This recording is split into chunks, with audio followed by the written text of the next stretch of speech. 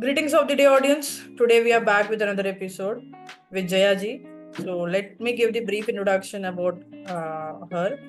Jaya Babu is MBA by qualification and she is IT by profession and HR and CSR by passion. She's been serving around 23 years in IT around program, people, quality, service, and moreover operations and her heart and passion, that is CSR management. She has constant thirst for creating impact in anything she does, be it people or product or services. In her view, having the right talent in an organization guarantees success for the business, and having the right people at the right place in the society ensures more peace in the world. So that's the ideology. And moreover, her motto is to create, dream more, learn more, do more, and impact more, and inspire more. So this is what Jayaji is known for. So welcome Jayaji to our channel once again. Thank you, Tejasvi, and that's a lot to hear about my own self. I always say this to you. Every time I hear about myself, I only feel like doing more. Especially when you see somebody else telling nice things about you, you feel like doing more. Exactly. Thank you for the nice words. And it's going to be 24 years by this May. Wow. It is 24 years by this May. Those many years of experience, which helped me gain more wisdom, I would say, and help me learn more people, get more people, and not. So I found you in my life. Thank you so much. That's really nice. The pleasure is mine. Yeah. So I think like you might be having the dark corners and bright ends in your life in this 24 years of long journey. Many lessons to learn, many inspirations, many more things, many emotions to carry on, so many things. Yeah, I think we can have different episodes for every bit of what you said, every category of what you said.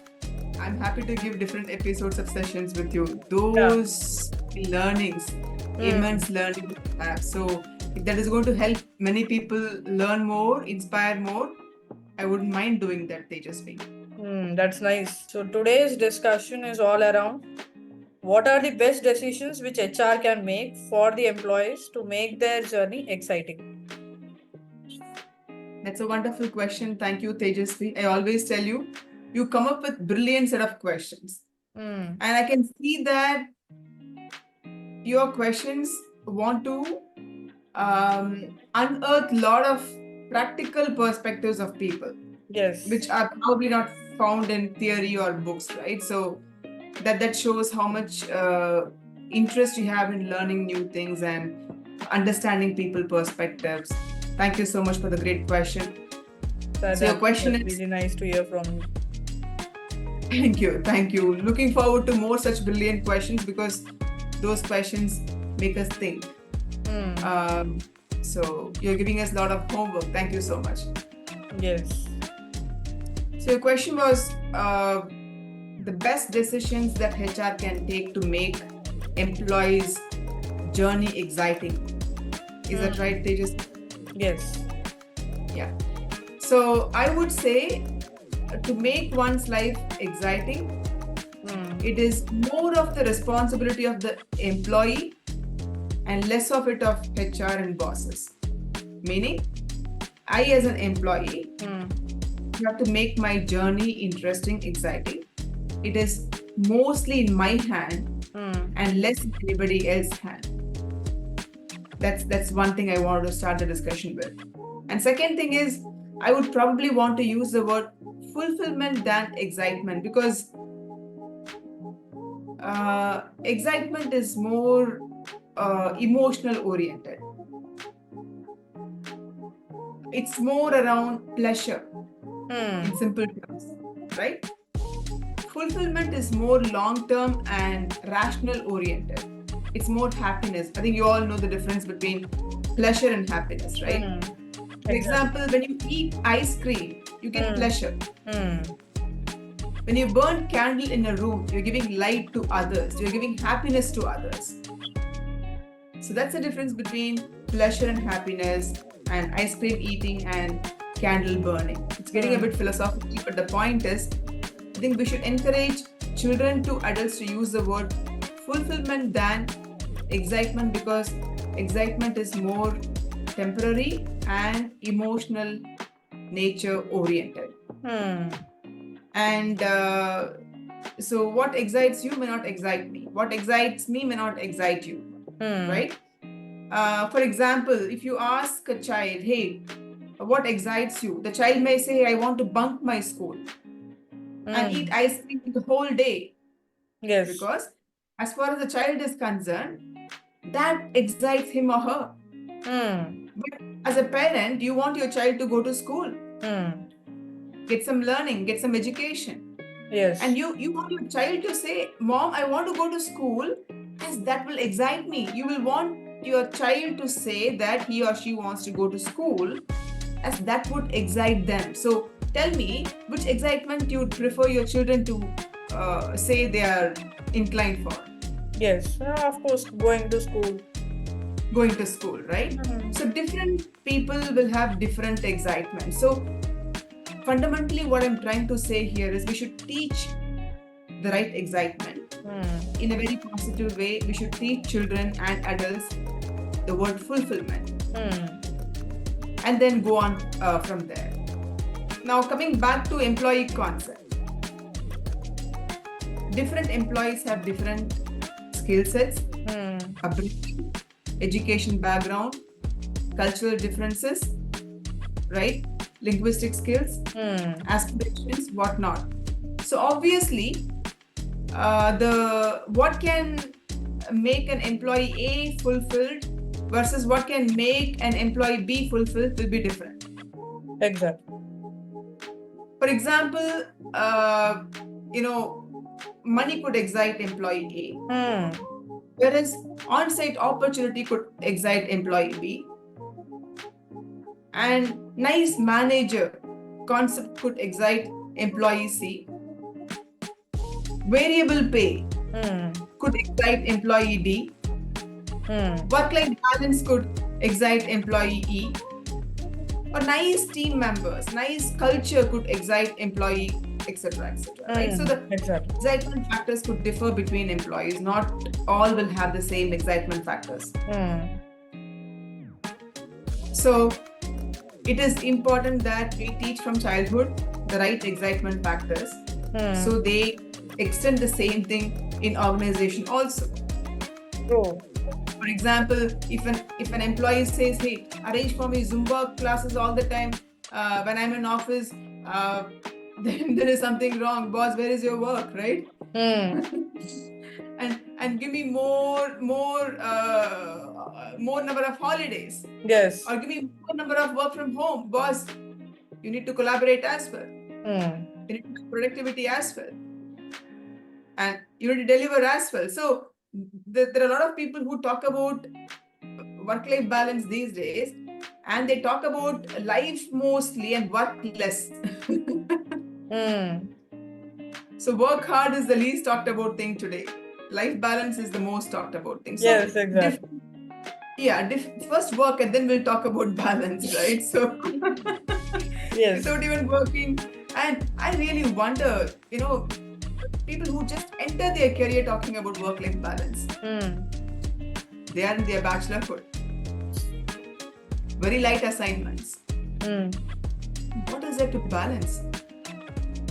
So it has become a fancy term, meaning if I don't use the word, then I don't belong to the community. So people feel pressurized to use it, right? Exactly. So without having a view of, is it right? Is it relevant for me? Is it applicable for me? So different factors could excite different employees. But I would say an employee learns what is true fulfillment. That is possible only when the employee knows what his or her strengths are, what his or her talent is all about. What is that they're truly good at? What is that they are cut for naturally? For example, if you look at me, I'm in IT for 24 years. I got a wake-up call a few years back saying, Jay, you're cut for HR than IT.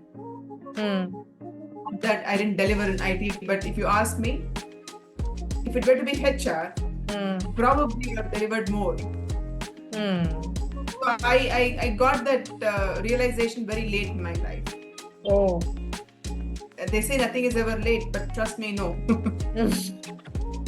Nothing is ever late is not right statement. Yeah, it may give you some hope, but for every delayed decision, you pay a huge price. More the delay, more the penalty. So, in summary, everybody should know what their passion is all about. What gives them the satisfactory feeling. When they hit the bed, they know they have done something fulfilling. Yes, exactly. That is what their passion, and that is what they have to do, ideally as a full-time job. For example, if I get into HR role or CSR role, I'll be immensely happy.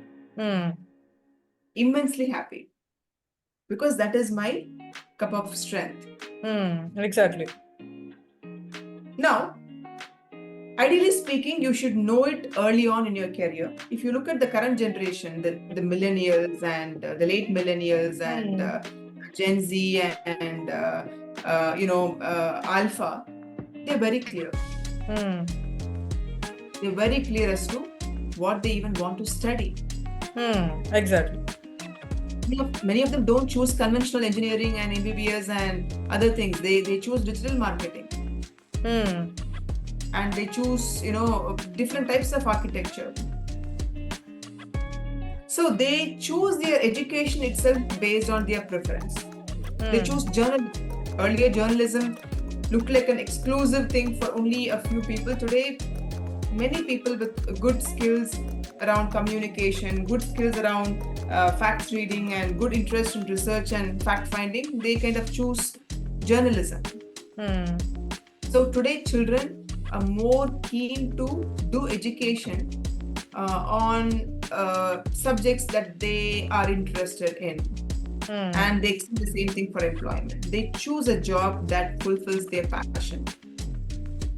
Even if it means they have to wait for a couple of years to get the job they want, they still wait. They don't really mind the career gap that they may get after their graduation. They're not in a hurry. Yes. While the parents may say, get into this, you are just idling, they don't really care. They just give deaf ears. No, I want to do what I want to do. So I really appreciate the conviction that this generation has, unlike my generation where we got into any job, all jobs that came our way, right? Because all we wanted was survival. Some money every month in our account because we had commitments to take care.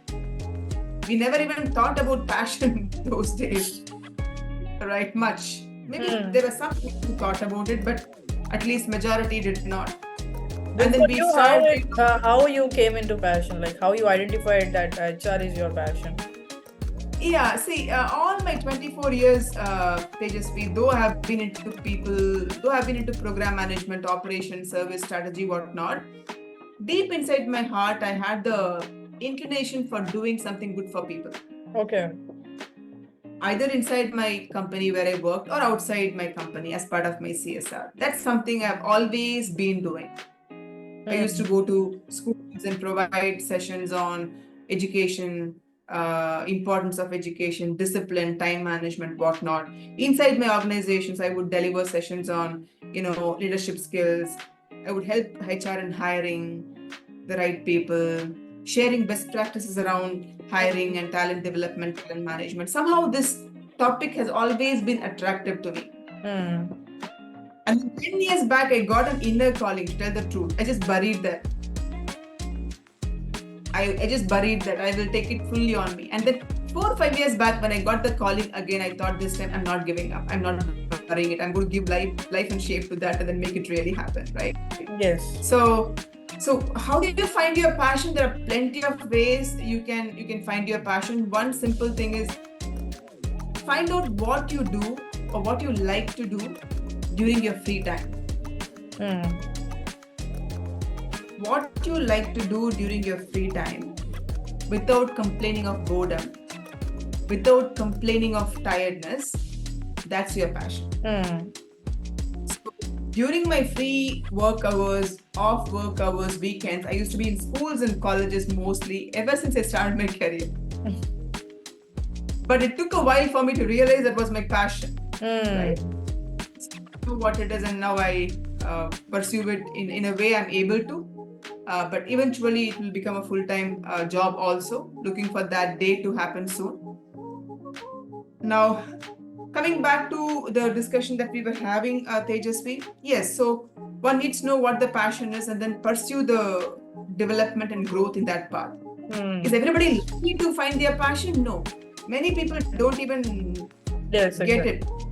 Even if they are in their 3/4 of their journey, they just don't get it because they are bombarded by the day-to-day transactional aspects of their life. They have a job, work like a donkey, get paid next month, get paid next month, get paid, a lot of commitments and things like that. So they don't really get to think about it. Neither they are interested. That's okay. But who had it innate, somehow things will reveal things to them. So the universe will conspire to manifest things to them, and that's how it happened to me. No, not everybody is lucky to pursue their passion. For some people, the profession and passion will be the same. For some people, it will be two different things and two different learnings, two different networks, which is exactly what I'm going through.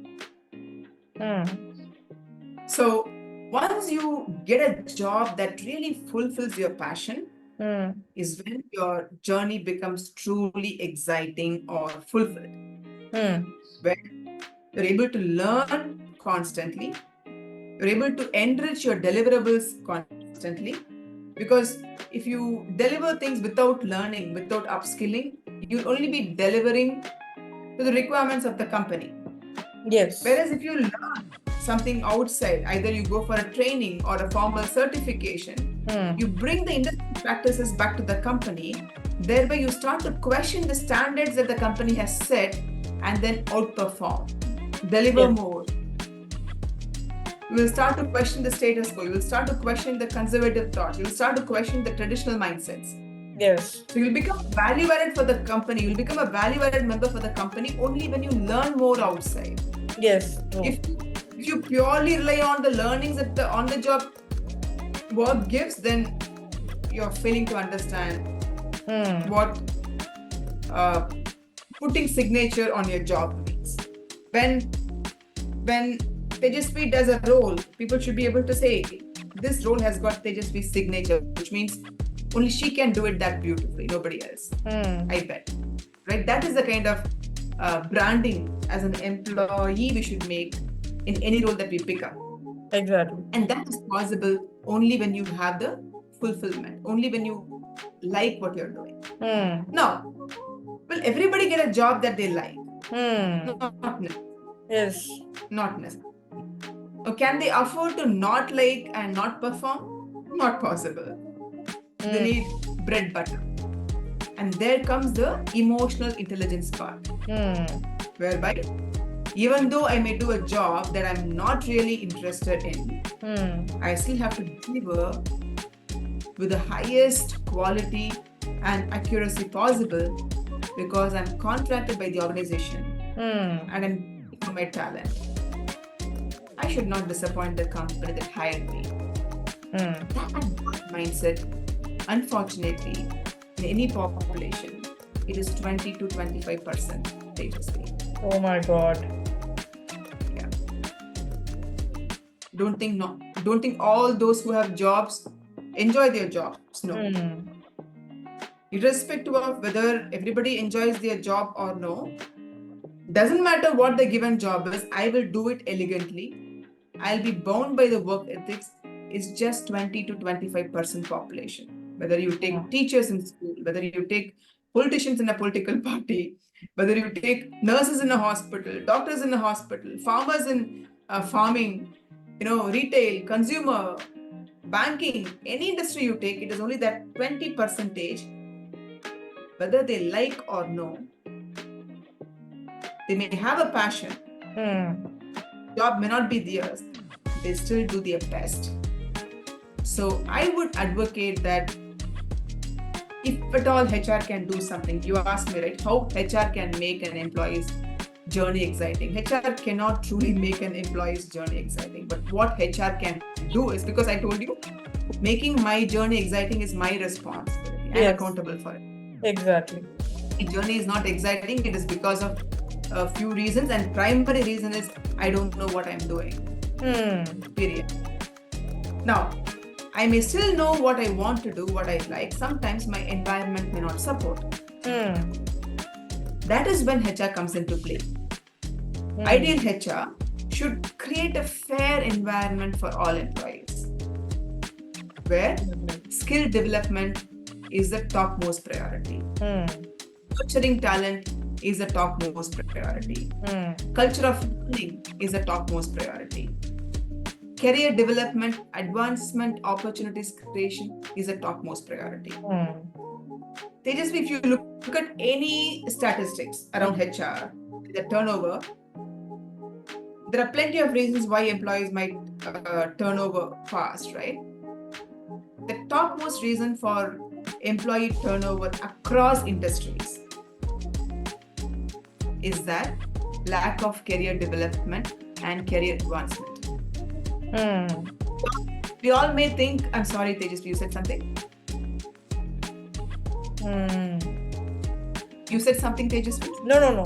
Can proceed. Okay.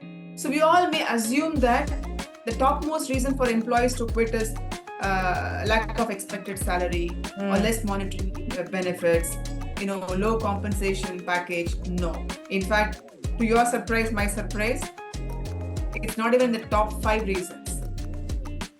My God. Compensation and benefits is 6th or 7th ranked. The topmost reason is lack of career development and advancement, because when employees don't find their aspirations fulfilled, they don't find roles which will allow them to develop and grow fast. Yes. They don't find any challenging opportunities. They hint through some languages they know.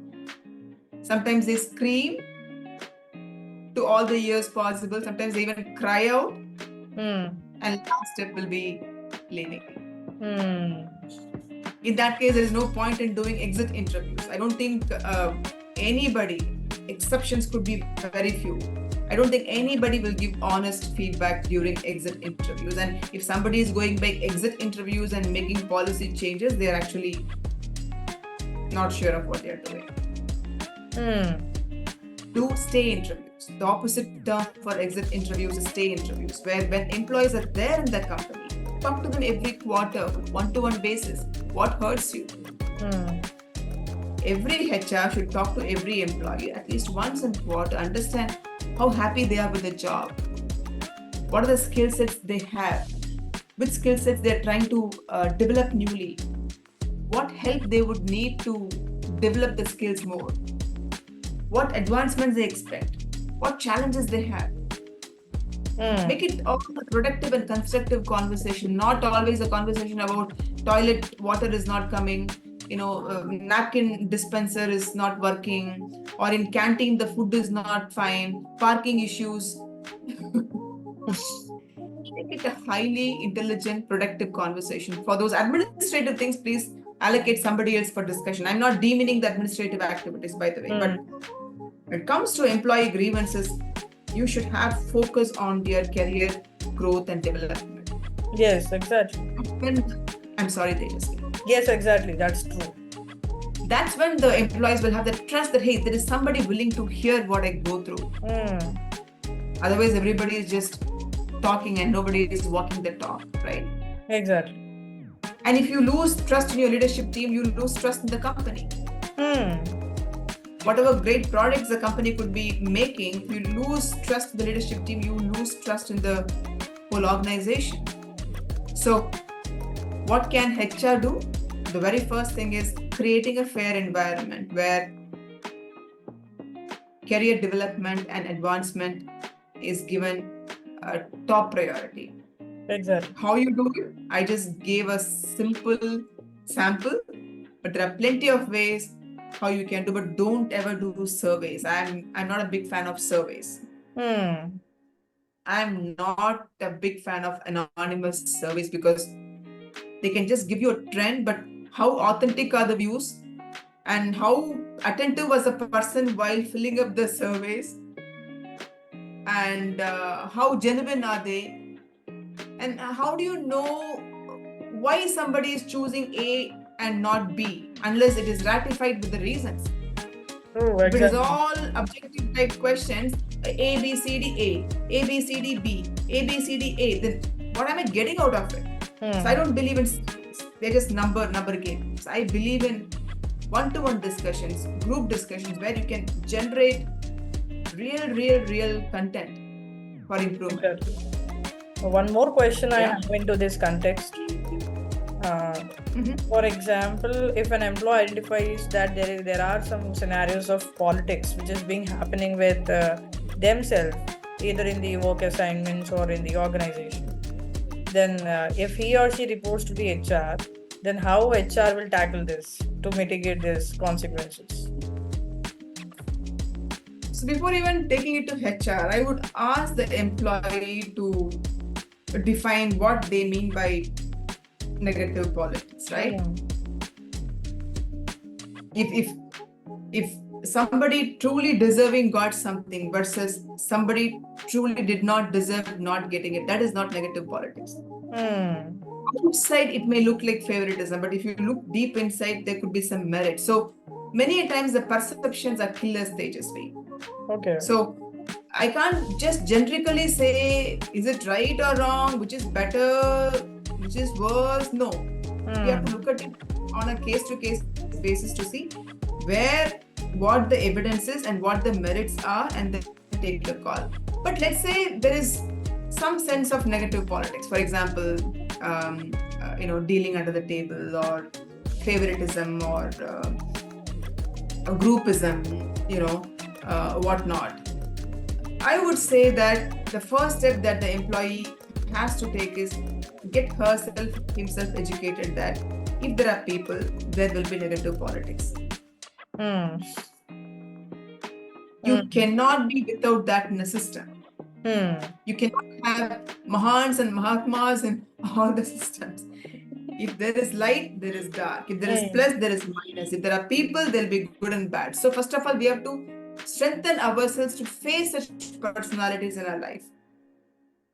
So we develop shock absorption well, and we are able to find ways how we can navigate working with them. Even if you go to HR, unless it's an exceptionally extreme situation where they will start the investigation and find what's happening, and then long process to really see if it is bad thing that's happening in the system, then they will think about elimination. But predominantly no. Because everybody will play in a subtle way. No evidence. Because from process point of view, they all would have ticked all the tick marks. So as far as HR is concerned, this particular person is process compliant. I don't think they would have done anything under the table. But only the victims will know that they have clicked it for compliance sake and not really completeness sake. You understand the difference? So first, I would say employees should learn politics, negative politics, good politics, everything. Develop shock absorption. Find ways how to navigate in such a system, because such system will exist everywhere. You leave this company thinking it is bad and join another company, there'll be a group of devils. And leave that company, go to another company, there. The population size may vary. Does it happen with you anytime? Like, have you ever faced in your life during the course of time any politics with you which has been happened? Yeah, definitely many. And thanks to the thick skin I have developed over Positive or time. negative? It's been beneficial for you, or it's been a negative consequence? Negative. Okay. Can you please tell anything, like, if you don't mind on this? Yeah, sure. Because people talk about inclusion all the time. They talk about inclusion, but in reality, they don't do that. Inclusion, diversity is all, many times I find them to be a marketing strategy tool for employer branding and attracting talent. But once you onboard somebody, it's forgotten. It's like this, right? You want to buy a car, you just go to Just Dial or go to Google. Because of the AI, you will start getting thousands of calls from different dealers. Hey, you wanted a car, you inquired about car buying, or forget about car. Let's say you want to get a loan, right? Immediately you'll get 50, 100 calls from different banks that I inquired for loan and they will offer. Yes. Whether it's loan or car or any product, right? Let's say it's car only. So I buy a car now. Once I buy a car, let's say the next day there is a scratch in the window. I think if I call the guy who sold the car to me, he'll pick up the phone. No. 10% chances he might pick up if he's a nice human being. But 99% chances he won't, because he will say, sorry, sales is a different department, customer service is different department. Here is the link, here is the number, please contact so and so. They will ask you to raise the ticket, then your repair process gets initiated. You understand what I'm saying? Exactly. So many a times inclusion is talked about as a branding value for inviting people to join the company, but once they join, truly are people included is $1 million question. Because if the employer branding that they have done using the word diversity inclusion is true to practice, then the number should be very, very different from what we are seeing today. Exactly. It should be 50-50 across the pyramid. It can't be 50-50 in the bottom layer where men and women are 50-50, and then middle layer goes to 30 and 70, and then upper layer 5 and 95. That's disastrous. Where is the diversity inclusion practice shown in this particular pyramid? So where is all the talk? Why is it not worked? So that's a clear case. And yeah, there are many cases where people do hire based on favoritism because they've worked with somebody in the past, they have full confidence in them and they want to hire them and not really others, though they may find others talented. But definitely the difference will be there. Somebody who had worked in the same space versus somebody who would not work in the same space, difference will be. But as leaders, aren't you willing to encourage and nurture talent and support the new member in learning the new things? And even if it takes time, aren't you there to hold them and watch them fall and help them get up, right? So yeah, there are things like that, and especially if people find you threatened in a positive way, they'll start bad-mouthing. Hey, she is this, she is very stubborn and arrogant, right? Honestly speaking, you could be very assertive in nature. Just because somebody did not have the assertive communication skills, you would come across like arrogant and egoistic. You understand? Exactly. Right? If let's say there are two people, person A, person B, if both have great assertive communication skills, they both will complement each other, they both will coexist. If one has greater skill, other doesn't have, other, instead of growing his skills or her skills, they'll go to somebody else and say, she's very arrogant, she's very intimidating, she's very threatening. Why can't you put that to the person A? Yes. The person A will find where the opportunities for improvement are. So those are the usual ways how you can smell negative politics in any organization, Tejasvi. Now back to the point of excitement is my responsibility, fulfillment is my responsibility, but I need a platform where I can actually feel excited, where I can actually fulfill my goals. And there comes HR's job, which is, creating a fair environment and ensuring there is no bias in the system, and walk the talk, question the numbers constantly, and create career advancement and development opportunities. I don't know if you know this, Upwork is a concept where, there are some companies where if let's say... Kind of freelancing. I'm sorry? Freelancing sort of. Freelancing, not freelancing exactly, connected to that Tejasvi. Let's probably talk about a problem, right? Today, many companies go for external hiring. They could train their own internal people.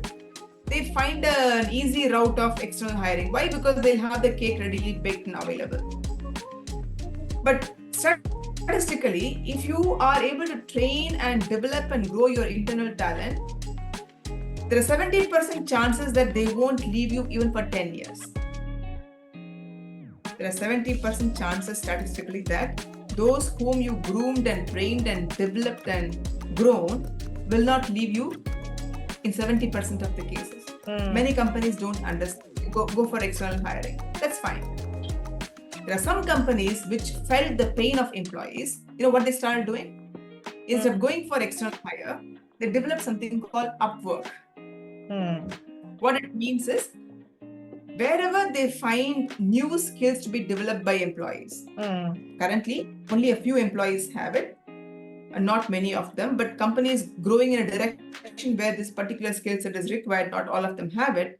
They implement something called Upwork or Topwork, whatever it is, where they establish a portal with job assignments in the new area. Yes, exactly. And any employee can apply for it. It doesn't really require great permission, approval from anybody. As long as the employee delivers the given full day job roles and responsibilities, he or she can apply. You know what? They will apply. They can spend 1 hour a day in that particular job, help that job deliver, help their skill grow, and they can also monetize this contribution in a very small way. Not in a way you can compare with your usual salary, but a small monetary benefit just to keep these kind of people motivated. That's actually trending. That way, what will... Okay. So instead of going for external hire, I'm not saying don't go for external hire, but try giving opportunities for your resources internally. Because the agility quotient will improve, because per statistics, there are 70% chances that if you grow your talent internally, they will not leave, and they will be with you at least for 10 years, which is a huge cost saving. I think we all know what it means to do onboarding, training cost and advertisement cost, etc. So it's a huge saving for any organization. Doesn't matter which industry the organization belongs to. So it's a trending one. So I would say, what HR can do to make employees' journey exciting? Yeah, employee journey excitement is employees' responsibility, but HR can be an enabler in giving such work setups where they truly walk the talk of nurturing talent. Many times you see HRs talking about, hey, we nurture talent here, but then you want everybody to be available readily. Then what is there to nurture? If for every job you have to get people with the required experience, if for every job you have to hire people only with the required experience, meaning, then what are you nurturing here? I don't get that. To me, nurturing, you onboard somebody with half-baked knowledge, but good attitude and good learning aspiration, right? To get such combination, put them through rigorous trainings on the job or in the classroom, virtual. That is truly nurturing to me. Or shadow them with other employees, peer learning, pair programming. That is nurturing, and not really getting somebody readily 100% and then nurturing. They will nurture you and you don't have to nurture them. So walk the talk. Walk the talk is what I keep telling in all my sessions. Any values that you define as a HR or as a leader, and look at your policies and see if closely you're walking the talk. If you're just talking, then that's a big gap, and it's definitely a reputation spoiler, I would say. Exactly. Yeah. What if during the exit interviews, if an employee gives the honest feedback, like why they are leaving the organization, and that employee is being more valued in the organization for the work assignments and the commitment, then what will be the take of the HR? Does the HR will stop the employee to be in the organization, or they will incorporate the feedback or the suggestion which the employee has been giving during the process of exiting? I can't speak for other HR, but if I were in a HR position, I would appreciate the honesty of the candidate and wonder why the hell I did not know the concern before that I happen to know it now. Why did I miss? Where did I miss I as a HR? apologize to the person. Hey, sorry to put you through such a process, because Tejasvi, resignation on paper takes just a few seconds time, but resignation in mind is an early effort, right? Some people switch off early on, just waiting for the right opportunity. Putting down the paper is just a microsecond effort. So I would really feel sorry for the candidate. Hey, how the thing that I did not even know that you got switched off some months back, some weeks back. Let me look at your feedback. Okay, what do you think we can do? Or where do you think we could have helped you? That you didn't really have to take this decision. And then take the case back to the functional team and see if the ask can be met. Even if it means, let's say that the employee has had good track record, but a simple ask was not fulfilled because of some stupid policies. See if the policies can be rewired, right? Even if it means an exception, it is okay. See, Tejasvi, the world is not operating on equality today. The world is operating on equity. There's a difference. Exactly. Right? I'll explain the difference. So let's say there is a match happening in a stadium. There are 4 kids lined up to watch the match, and there's a compound wall. Each kid is of different height. As HR, if I give all the kids same height stool to watch the stadium, I'm doing the right thing. Rather, I should measure the height of the kid. If one kid requires small stool, I should give small stool to the kid. If one kid requires large stool, I should give large stool to the kid. If one kid is physically disabled, I should give a support stick, not a stool. The stool will, trip and the kid will fall. And one kid could be very tall that the kid doesn't need a stool. That is the kind of needs understanding HR should do today, and not talk about blanket policy anymore. Yeah, blanket policies are required for major administrative activities. But those career aspirations for which employees put their papers down, which is the most quoted reason, there you should have equity and not equality. So back to this thing, if I were the HR, this is what I would do. First of all, empathize, apologize, take the case back and see what the best can be done. And then if the person is willing to stay back, appreciate, take the person back. There is nothing to feel shy here. Okay, you said you will leave, get lost. No, treat the person with dignity. Now, let me tell you a real case. There was one a famous company where the employee had a grievance. The employee was constantly telling the management, hey, I'm having this problem. Can you fix it? Can you fix it? The employee lost the patience, joined another premium organization with 200% hike. We talk about 30%, 40% itself is a huge hike, right? This person was hired with 200% hike. The moment this company came to know about the hiring cost, hey, what are we doing? Let's get him back. They paid 300% and got the person back. Of course, you need to have the skills. See, nobody will want to pay you 300% hike for you not having anything. If you're competent, if you are indispensable, you are in demand anywhere. Right?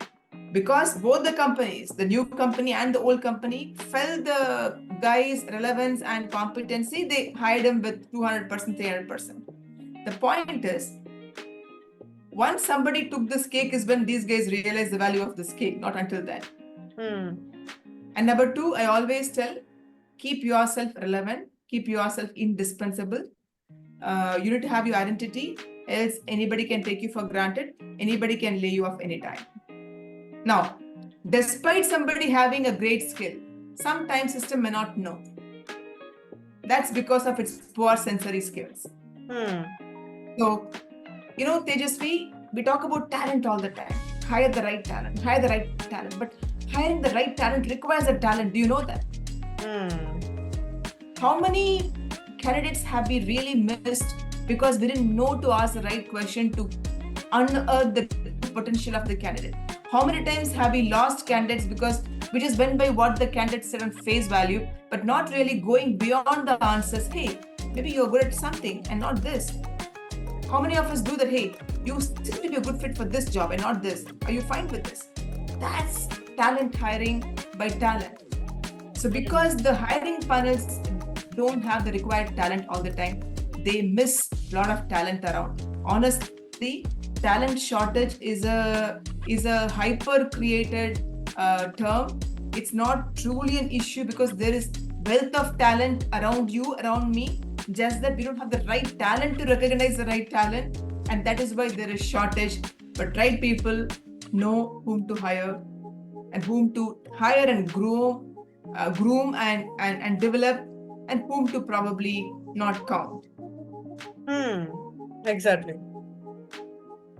That was really insightful to discuss about how the HR functions and how an individual has to progress ahead with the developments and growth in the career objectives. And we had so many Yeah, examples and case studies over the time. That was really helpful and insightful to know about the yeah. topic and concept. I think if the HR can create fair environment and Hmm. equity is the motto. I think HRs should get I- trained first. yeah, I will say that is true because many a times you don't have efficient HR. Hmm. Many people leave. Yes. Right? Yeah, it is all decentralized. At the end of the day, it is all decentralized, meaning the hiring managers only take care of the end-to-end aspects of employees. All that is true. But when there is a problem, where do the employees take the issues to? The HR. And if the HR speaks only process and policy theoretically and doesn't have the full heart in the conversation, employee can make out, hey, I don't think he or she is doing deep listening. So if HR itself is not doing that, where can I go and talk about it? The switch gets turned off here. Exactly. That was really nice connecting to you and discussing about the topic and examples. Looking forward Yeah, for more Tejasvi. such Today, topics. thank you, Tejasvi. Today, it's really painful to see many people talk about this has to apply to everybody. This has to apply to everybody. No, not everybody is the same, right? Yeah, don't allow employees to take your policies for granted. Don't allow employees to exploit your policies. At the same time, only when a HR is in constant talk with all employees on a regular basis. As I said, every month is what I would prefer, but every quarter is the least one could do. But every quarter, HR should talk to every employee. That is when they will understand the employee language. That is when they will learn that they have to come up with employee friendly policies. That is when they will learn the importance of equity. Okay, why for this person it matters the most and why for this person it doesn't matter the most. I told you the stool example, right? Watching a match, tall guys don't need that. Short guys need that. You don't have to give long stool to tall guy. No, we are giving to everybody. You also take it. Why? It's a waste. Exactly. Give it to two more short people. So that gauging and understanding ability is very much required, and that is possible only if you as a HR is a deep and active listener. If you are not a deep listener, you cannot be an effective HR. Exactly. Yeah. That was really nice to discuss about so many interesting topics walk around a HR workspace. Looking forward for having such more insightful discussions with you in coming times.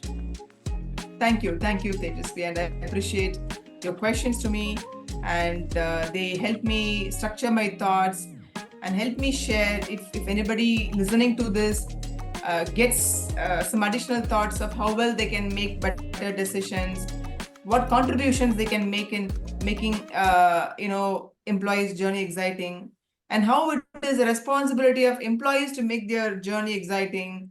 If somebody is getting some takeaways, I'm the happiest through you. Thank you so much. Thank you. Thank you very much. Thank you. Wonderful. Bye.